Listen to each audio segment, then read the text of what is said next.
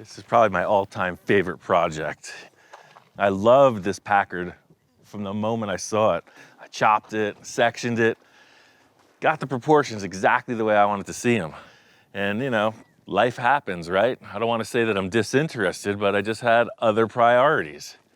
So here it sat.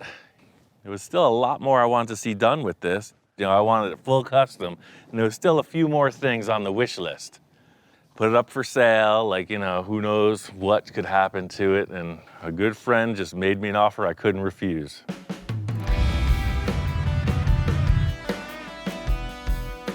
Here we go again. Ian, how you doing, man? I'm doing good. You got a little junk in your trunk. What is this about? I figure I know you already have your vision, Right. but hey, maybe I'd give you some more tools to help you enhance your vision. Oh, those are tools, I see. This thing's incredible. When I heard it was up for sale, I said, there's no way I'm gonna let this thing leave our family. Number one, I want you to finish it so you can get your vision and your car completed. I want people to say, this is the car Ian built, the ultimate Merc eater. You already got 80% of the hard stuff done on this. So we need to finish it together and keep it in our family. It does need to come full circle, and that's what I was looking for, you know, somebody to put a little heat behind it and get it started back up. Because I'm that guy. Once I see what I need to, it's like, hey, hands off, I'm done. And I don't know how you do that. Every single car I've ever built, that's my problem. I got I mean, they're like a tap. You gave one away. Well, I give one away, and that's why I'm not giving this one away. Right. All in all, it's a win-win situation. I get to do all the fab work I always dreamed of. His whole thing is the finish and the detail. Then we both get to enjoy the car when it's done. My goal was to bring these parts in to help you complete your vision of this car. Once you're all done, you know, I'll look at it and we might enhance a couple things, but with your approval and, you know, make sure it's what you would have done. Yeah, no, I've seen it before, you know, the old switcheroo. I want to see you do exactly what you need to do, as long as it's with these parts and they're put here in this place. You just want A, B, C, and D included in my vision. No. I'm giving you ideas for one car lover to another car lover. I know there's going to be some slight modifications, you know, a little bit of a different interpretation from my grand vision at the beginning. But that just comes with the territory when we work together. We got a track record, man. I don't know how many cars we built. Let's do it again. With all these parts, like a whole new world of opportunities just opened up for this car. That's a 1954 Chevy grill. 54 Chevy, right. That's cool. Oh, wow. That's a big freaking bumper, man. An Oldsmobile. I gotta say, it's pretty much a fabricator's paradise when you get to start with all the best pieces. Buick. A Buick.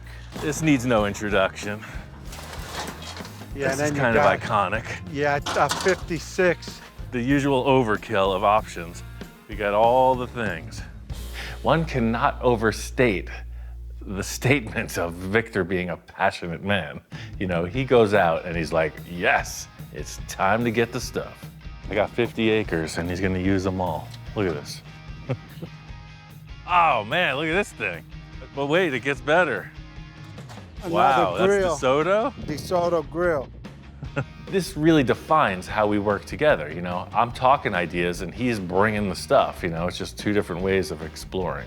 If this doesn't satisfy you, just say, Victor, I need more stuff, and I'll bring you more inspiration. Yeah, I want a chrome lawn. You could see it from the space station. We got so much chrome out here. I'm really happy to be a part of this arrangement because the car was probably just gonna sit there on the side of the shop. So Victor coming up with this offer is the best case scenario. I'm already getting ideas about these Cadillac parts, man. I love those bullets. Got a lot of inspiration, a lot of parts, a lot of ideas. Now all we gotta do is put it where it all belongs. Well, that little meeting with Victor was quite interesting. I was considering selling the car and losing it, not knowing what would go on with it, and Victor steps in and says, hey, let's both have it and still do exactly what you want to do, with minor enhancements. Tom and I did a huge amount of work in the fabrication on this. You know, the section and the chop on this was a lot of labor. and Victor's like, "You can't sell the thing, look at all the work you've done." So that's really who Victor is. He's a solid finisher every time. I grabbed a few choice pieces from Victor's ultimate pick-apart selection. My concept from the start was always this cartoonish kind of thing. So you have a lead sled, right? It's all sleek and low, kind of gangster style, right? But then you have this ominous front grille, like when it's coming down the road. It looks kind of like a menacing cartoon. Victor and I have a long relationship.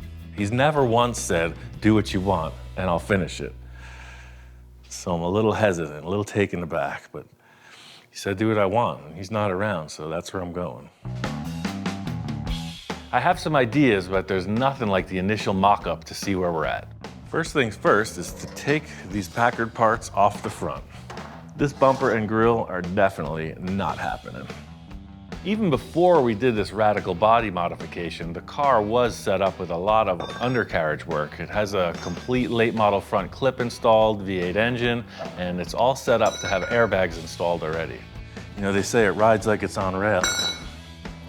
I'm gonna take off this whole crossbar in the front. I'm just setting up a couple steel brackets that'll keep the fenders aligned. Looking better already. So you can see the difference. Cadillac has a little bit more to offer than the Packard. The thing about the Cadillac bumper is it's iconic. Everybody loves it. It's got the most unique bumper and grille, I think, from any car in the 50s. So it's a standard, it's a classic, it's an icon. Those are three things I want my car to resemble. We're gonna take all the Packard off the front of this thing. In Victor's words, "Ian, this is what we call a blank slate. We're at ground zero, anything can happen now."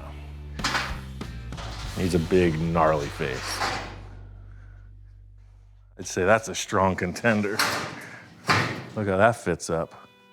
Cadillac bumper looks good, but right now I'm seeing a few modifications right out of the gate. We're gonna go for a little of this and a little of that. I love the Cadillac Jaguars, you know, those two giant bullets. But that's factory Cadillac, right? We want something a little bit different. And I think just putting a massive front grille on it is gonna make it even weirder. Notice I didn't say better. The challenge on the front of this Packard is to just make something completely unique. You know, it's real easy to take an idea and duplicate it.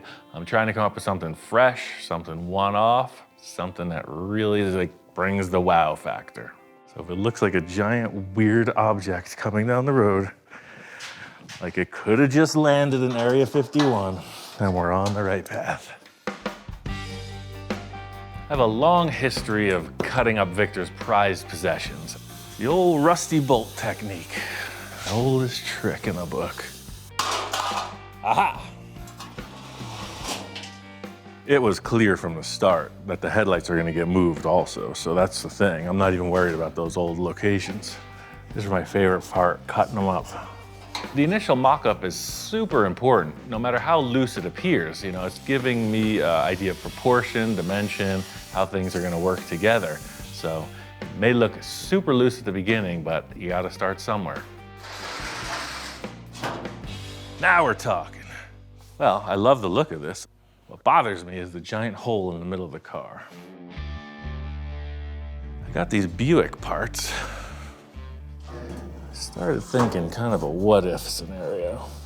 What about something like that?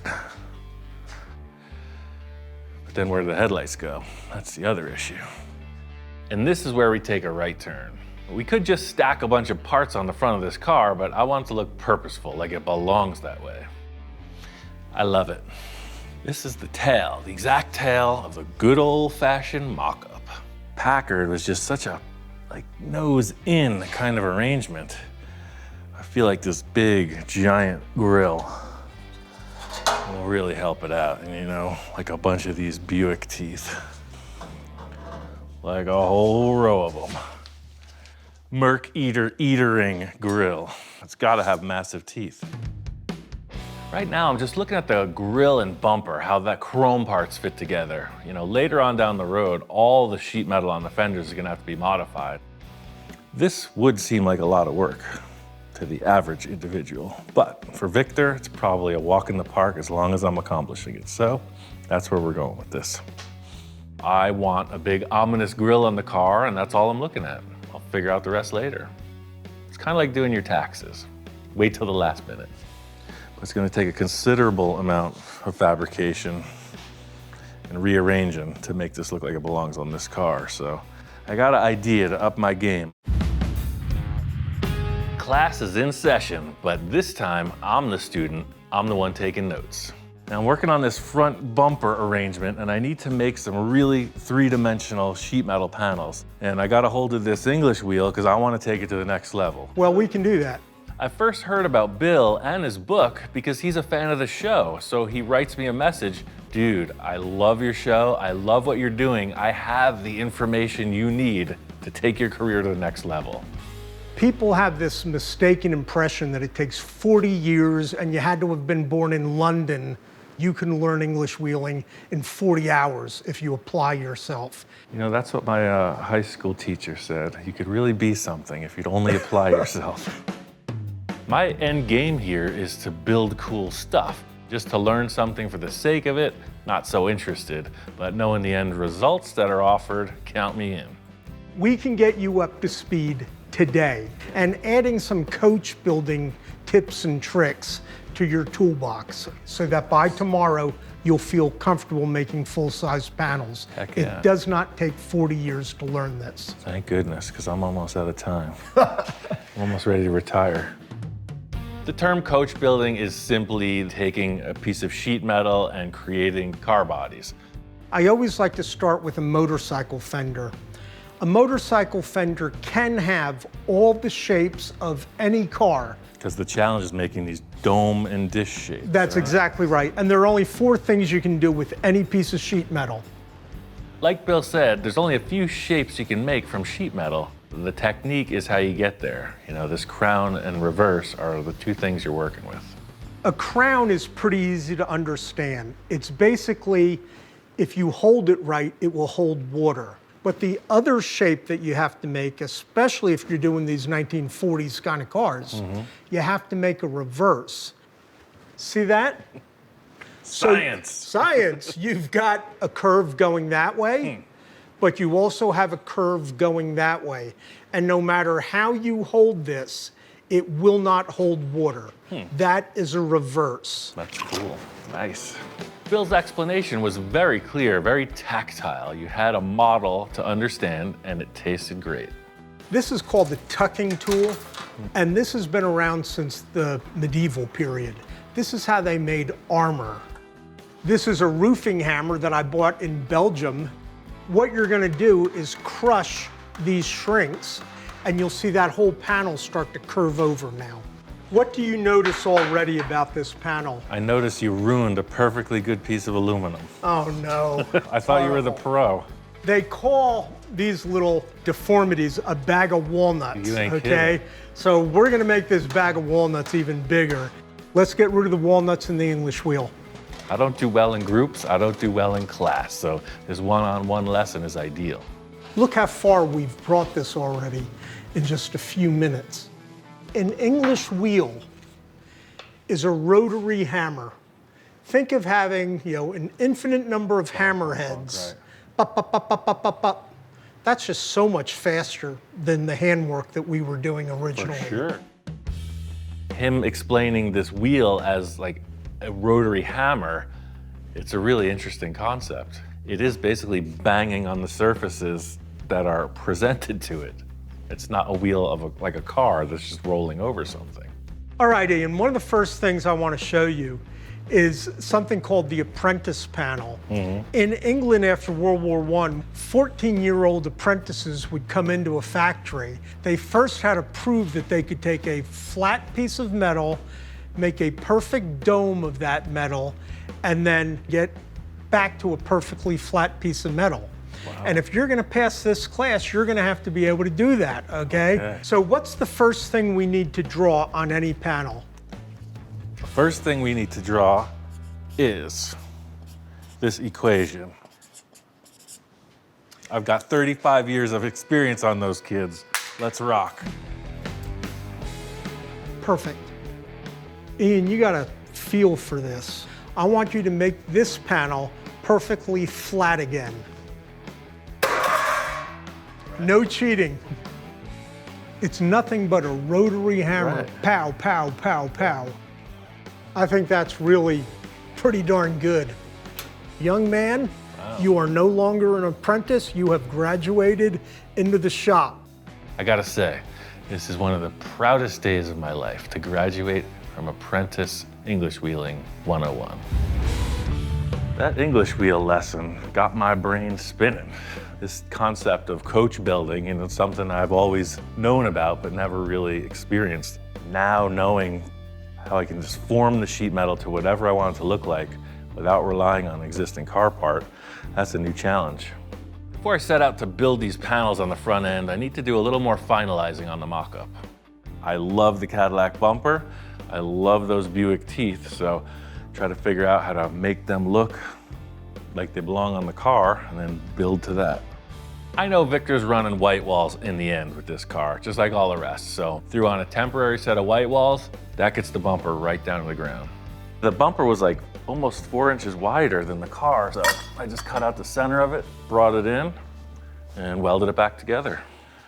First thing first is these Buick teeth. This will be the center one, and I want that to just hide that. My process always starts really loose, just stacking a bunch of ideas and seeing what looks best. But now it's to the point where like fantasy meets reality. I take the old Buick bumper and segment that and just bolt these all in place. Even though this Buick bumper is in pretty rough shape, it does offer these perfectly spaced holes where the teeth bolt on. So that's a good starting point to get them at least positioned. So now it looks like a bumper again. All about the mock-up. You would think that these would be all the same, but they're all unique. There's a left and a right side of these things. What I'm trying to look for between the Cadillac and the Buick parts is like a flow. It's like I feel those teeth either have to go like up. They have to go up. I was thinking I would see this chrome, but I'm gonna delete it. The whole key for me, it's just like making music. When it sounds right, it's right. Good news is the front of the car is getting lighter and lighter with every modification. There's no instruction manual, there's no rules, just what feels right. I like that. You know, that's a mouthful right there. The only thing I would add to that is maybe this upper grill bar somehow. The mock-up's really coming to life, but to have these parts technically fit with the car is a little bit more involved. Not 100% on this upper grill bar, but what I love about it is how it comes down, down. It's that classic waterfall effect where it's just stepping down. The upper lip, maybe, maybe not, but once I place the headlights, that'll determine. I like these, early, mid-50s Oldsmobile. These are the original Packard headlights. The whole front of this Packard is looking completely different than it was when it's stock, so there's nowhere to attach these headlights, so I'm just creating a simple crossbar to hang the bezels and figure out what looks appropriate. I'm just looking for that face, you know? The face only a mother could love. As long as that's cool, I can build anything behind it. I want the car to be custom, right? So it's easy to just hang a picture on the wall. I don't want that. I want it to look a little more aggressive, a little Frankenstein-y, a little bit overbearing. It looks a little like Victor to me. It's got the mustache. It's got the cool vibes. It's not his car quite yet. I'm not concerned in the least about anything. So this hood, it's a no-brainer. Cut it right through. This should illustrate it quite clearly. There's your problem right there. It just doesn't line up. It's a complete mismatch. The Packard grille design and the Buick grille design are totally different shapes, so the front of the hood's definitely gonna be modified. Victor said, do whatever I want, so hey, I've created a grille in the fashion of the man himself. Now all it's left to do is just build a car that supports that look. I got this whole nose, all the car parts mocked up.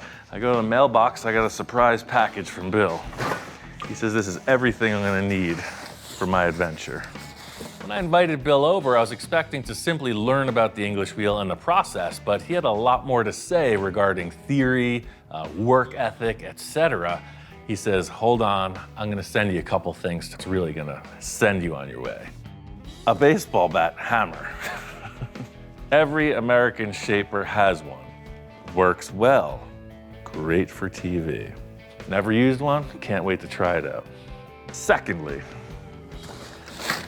this looks like something I'd make. This is the top of an oxygen or acetylene bottle welded to a piece of pipe. It's another hammering tool. Remember that tool where you shrink the edges? He made one of those for me. He gave me a big one. Now that's what I'm talking about. I gotta say, there's nothing more fulfilling than an unsolicited motion of goodwill. This is exactly the lightsaber from Yoda that I was looking for. What an awesome delivery. It's everything I need to move forth into battle on this Packard. And coining tools. So all I've done thus far is set the stage for failure. I mean, for success and learning. Mocked up the grille, the bumper, the headlights. Before it was just sitting, now it's mounted tight. And it's all framed out in this round rod. All I know is the headlight goes here, and it's got to taper into that fender, however I feel it's right. This is a brand new adventure. You know, this sample that Bill and I worked on really illustrates it perfectly. So on all the other projects, I've just been taking a flat sheet of steel and bending it in one direction. What I'm trying for is somewhere between this and this. I like confronting challenges head on, no wishy-washy about it. It's yes or no, and when it's yes, it's at all costs. Because I'm not needing that big a crown on this, I think I'm just gonna run it through that hand shrinker. First thing is to start whacking. Let's try out the old slugger. Bill's delivery came right on time. I pulled those tools out of the box and got right to work. You'll see already, creating that fender arch shape. Now it's curving this way and that way. It's essential in any development is to acquire new skills. It was like when you learn to tie your shoes, right? Instead of just wearing slip-ons like I do. In trying to step up the game, I got this new skill and I'm gonna work on it. You know, just thinking about curvature, right? It's like, where do you start? I don't know, start from another piece of the car. So just as a preliminary thing, I put the contour gauge on the center of the roof and transfer that to the fender. Contour gauge is a great starting point because you have a definite, and when you need to make multiple parts, you put your gauge on and it tells you where you need improvement. I'm not saying this is easy, and I'm not saying that I'm good at it, but look at the difference. Seriously, I'm about 2 hours into this. This is really exciting to see this shape develop. Lumping this piece of metal with a modified baseball bat and turning it into a fender, that's pretty groovy. Let's see what it looks like on the car. This is a good starting point. This is gonna be the trickiest part, the reverse, because this is just a bowl shape. It's gonna come down and then spill out. That's what he said, it'll never be a bowl. It's always gonna shed water. I'm just gonna tack this in place. If I have to change something, I'll cut and section as needed. It can be enhanced, it can be brought up, but that next part where the headlight comes down into the hood is the real challenge. Creating the fender in this manner of multiple pieces really helps me out because it's the same type of steps I take like when I was designing the front grille. Focus on one small part and build off of that. What I'm trying to decide is, do I want the fender to just be like up to the headlight or do I want it to be more like a shelf across? I'm feeling like more like a shelf across. Even though I graduated from Bill's apprentice panel workshop, I possess a master's degree in winging it. Bill says most people would create a buck and build to that, so you know your forms and where you're going with the shaping. I'm not affording myself that because I'm really not sure what I'm building, so that's a good recipe for a disaster scenario, and in my opinion, that ups the challenge. This is gonna be the crown, and that's gonna be the reverse.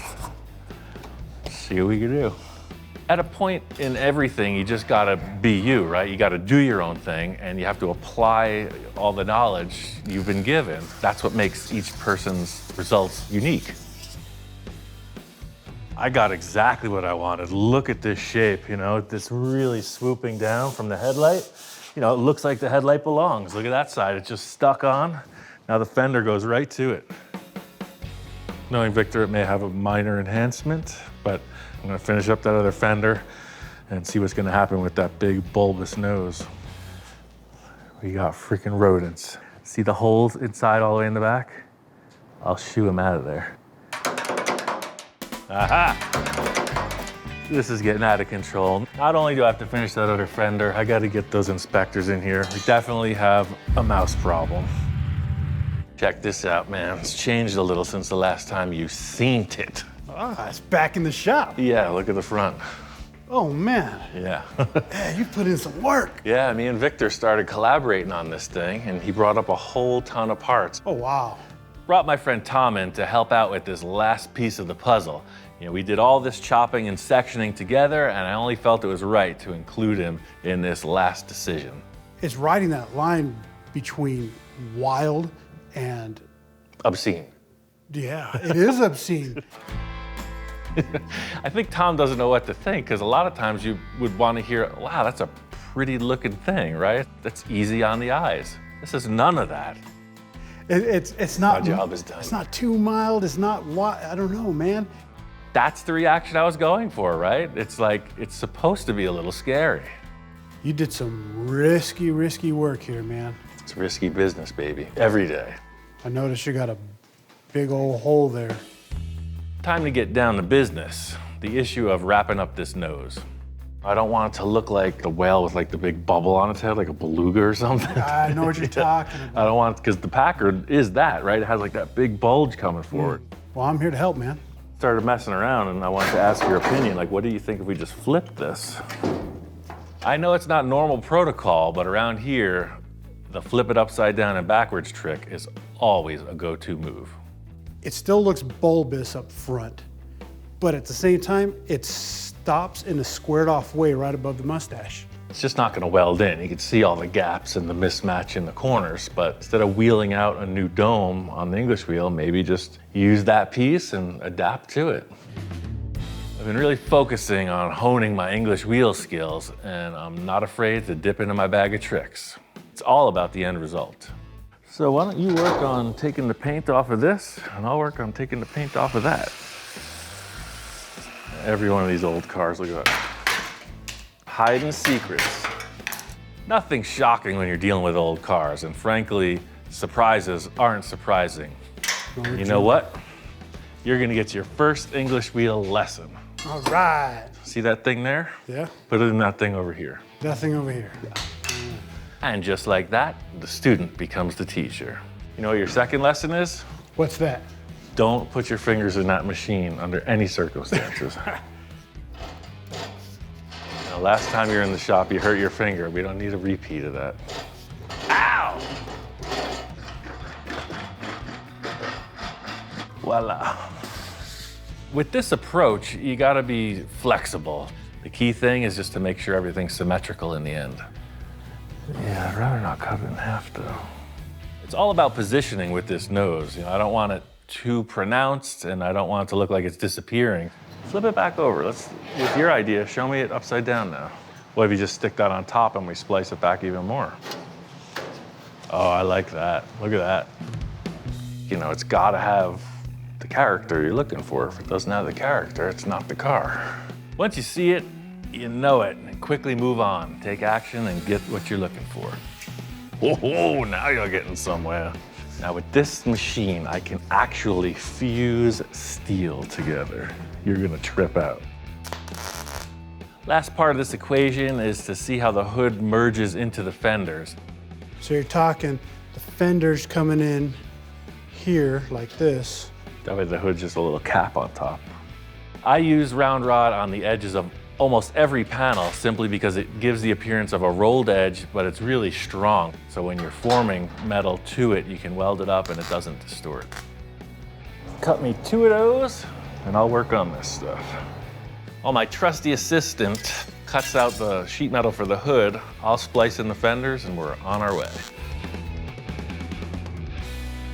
Like they say, old habits die hard, you know? We just took that piece of sheet metal that exists, flip it, slap it, put it in. So just like a pancake, it got flipped. Yes, exactly. I like that analogy. The car does have kind of a slightly nose-forward look, but I didn't want to overdo it. It was the same challenge I was approaching with the headlights, just giving a little bit of a lean forward. The same thing with the hood. I didn't want it to fall away. I wanted it all to be kind of up front, moving forward. I'm feeling good about it, but nothing tells like the formal inspection. I've waited until this point for my first inspection, and that's for a reason, because I just am going to present the concept instead of debating it. You wasted no time to check that out, huh? There's been a lot of changes, and he's all over it. As you've seen, completely customized the front of the car. New grille, new bumper, new headlights. Fully customized, fully formed fenders. All this is hand formed. Do you have anything at all to say? I think he digs it, man. He's all smiles, man. Well, I'm feeling pretty good about this fabrication on the front. I love the way the chop works with these massive bulging headlights. I cannot leave that stock bumper on the back. Something's got to change. We have yet to meet the biggest challenge, and that is the chief enhancer, the chief critic, the guy who never changes anything. Hey. Hey, how's it going? Victor coming through the door every time, it just feels like there's a drum roll. It's like, going all right. Looks the same to me. What have you been doing? When the cymbal crashes, you don't know what the response is going to be. What, are you still on your honeymoon or something? What have you done? On this end of the car. Oh, sorry. I left that one alone. This is the moment we've all been waiting for. Hopefully, I've lived up to my potential and Victor's great expectations on this project. Holy what the hell happened to the front end of that thing? Shoot, I could get a job working for the railroad tracks, clearing off rocks and debris with this thing. Man, you came in, cut up that Caddy bumper, put the Buick bumper on that thing. It's almost like some crazy designer back in the 50s got pissed off at somebody and said, I'm gonna design a car.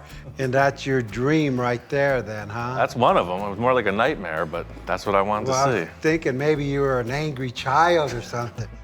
You know, there's a lot to be said for body language, right? Like you're saying something, but you're showing me more. I'm gonna have nightmares about that thing. I'm gonna dream that this car's chasing me around. You know, he's talking a good game, but I could see he's slowly moving towards a different approach. There's no words to really describe it. It's mean. You have to see it to believe it. That's a very eloquent way to put it. You'd have to see it to believe it. Mean, cartoonish, classic, freaky, I guess, if you really want to get to the bottom of it. That's freak. Perfect. That's what I was going for. It tied in, you did it. You pulled it off. How?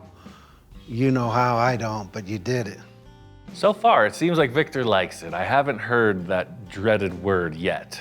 I think you got the coolest thing you've ever built yet. What a relief. But since we're sharing it, I'm starting to think a little bit more inclusively, not so much what would Ian do.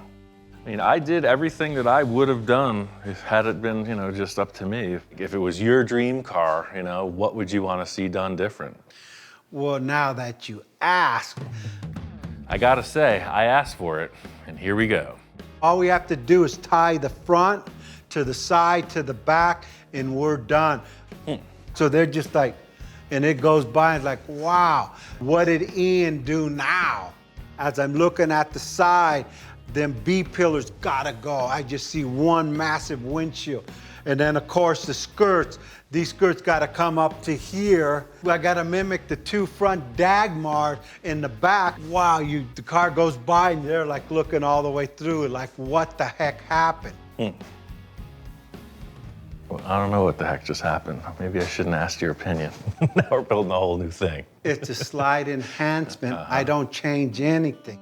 If I'm understanding correctly, you know, the major change is that as the car goes by and people are going, wow, the biggest change is going to be the removal of these B-pillars. All I'm doing is getting your concept, your dreams, and I'm just adding a little bit of salt, a little bit of ketchup. My concept with including these B-pillars and radically redesigning the rear quarter windows was specifically for this old school look. The easiest thing to do would have been when we chopped it to just leave it open. It may not look like it, but this window is totally stretched. You know, like I say, like a 36 Ford, where when they chop them too much and this becomes miniature? Yeah. That's what was about to happen here. And instead, I did all this work to make this window really big. The more we talk about the custom look of the B-pillar, I think Victor might be coming around. I don't have a problem modifying it either way, but to me, it just looks more old-fashioned. You know what, I'm kind of agreeing with you now. It's easier to build it without a B-pillar than it is to do all this enhancement. So I think you did convince me then that we should probably keep that. I wouldn't say that there's any right or wrong in this debate. I am for sure in favor of keeping this B-pillar. We'll see what happens after the car gets to Victor's house. I love these pieces that you brought. You know, I really want to incorporate them into the tail end of the car, but we got an issue.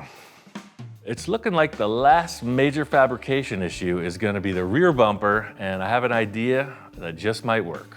See, one of the things when we did the original body, we made this roll pan, and I just stuck the stock bumper back on, and it completely hides it. That is pretty interesting too. That with the two bullets in the back, I think that would look pretty clean too. That's what I was thinking, because the front end it's overboard, right? It's really busy. So it's like the whole car is the front, and then it just slips away, a really simple tail end. I agree with you on that. Sounds like I have my work cut out for me. And Victor's saying, do whatever you gotta do. You have all the equipment you need. Just make it look good, champ.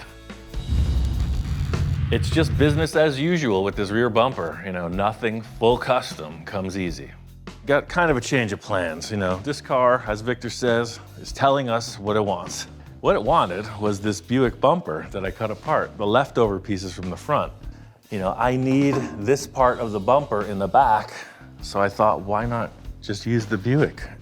Like I say, you gotta be open to everything, right? I have no hard and fast design or theory, so sometimes the answer's sitting right in front of you. So to me, it only made sense to section it, clip it, cut it, reassemble it, flip it upside down, and put it on the back of the car. Like that. I feel like it really affords this kind of split bumper design. It shows the roll pan, and it's still one piece. I was really frustrated with this. I went back and forth to Victor's twice. I got Cadillac stuff, I got Chevy stuff, Packard stuff, and you know, I'm just spinning my wheels. I'm getting too deep into it, and I'm like, dude, you have bumper parts from the front of the car. Why don't you just put them on the back? I think that's one thing that experience provides, is like when you hit a wall like that, I've learned enough to pull back, try a different approach, and that's really what's happened with this bumper. The whole issue that's led me on this were these Cadillac parts that I just love. They're super nice.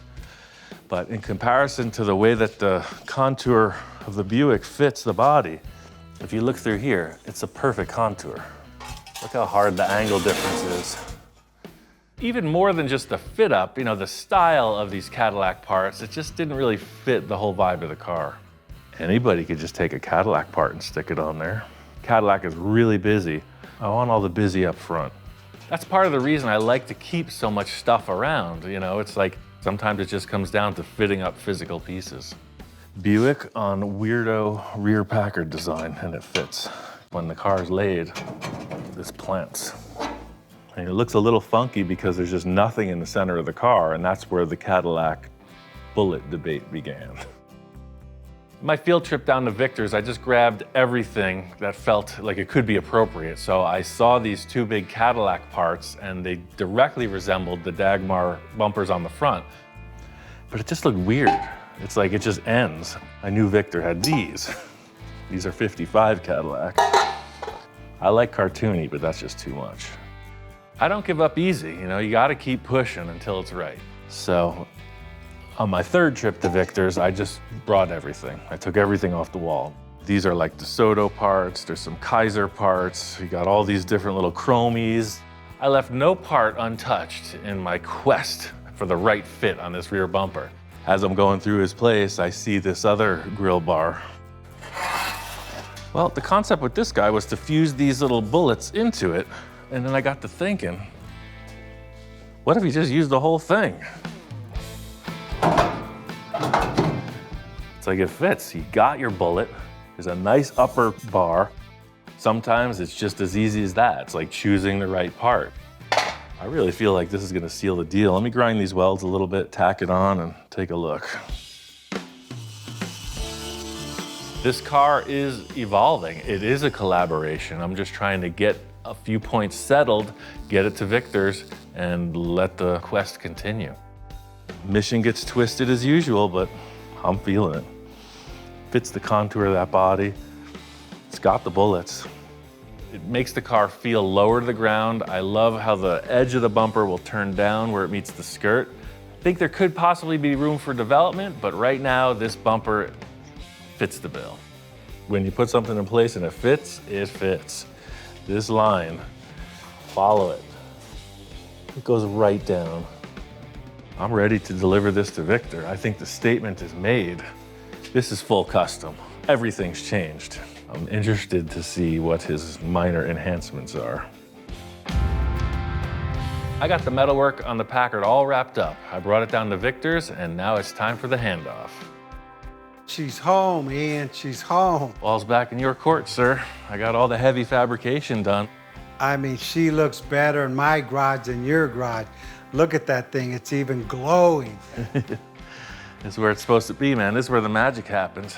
Victor's excited. He's raring to go. I haven't seen him this ready in a while. That could be a good thing, or it could be trouble. She's home and she knows she's gonna get a makeover. Okay. I showed Victor the rear bumper and got him up to speed. The theme is the same, so bullets in the front, as you're coming out, bullets in the back. Well, in keeping with our context, we still don't have taillights, so that'll be a challenge. We can figure that out after you paint it. The canvas is here. I mean, that'll make a grown man cry. That's the thing, you don't want to see this coming down a dark alleyway at night, man. You get nightmares about it. I mean, you definitely took it to the limit. Yeah. Be a little tough coming up to a parking block. I can't even see the front of the car. I have no idea where this thing ends. I don't know what it is about this garage. I mean, I'm starting to see things. I mean, visions of incredible enhancements that we could do. There he goes with the E word again. I know, it's just a few subtle enhancements, right? The way I see it now, she's happy. I could come out now in the middle of the night and just look at it. She might want to get changed a little. We've gotten into trouble before on other projects with Victor's midnight envisioning process. I just want the project to go all the way, all the way where, I don't know, but that's where we're headed. I got ideas too. Just because I'm bringing it down here doesn't mean I'm checking out. There's a few things that I want to see happen with the car also. Seeing this car has me thinking, about another project that I really want to get my hands on, while Victor has his hands on this project. 2 at a time, double trouble, high stakes. It's exactly the way I like to roll. I'm gonna be up this next week, I know it already, just dreaming of this damn car, but hey, that's what I do. I love this. Sky's the limit to where this project could go. When Victor gets involved, it's going big. Hold on to your hats.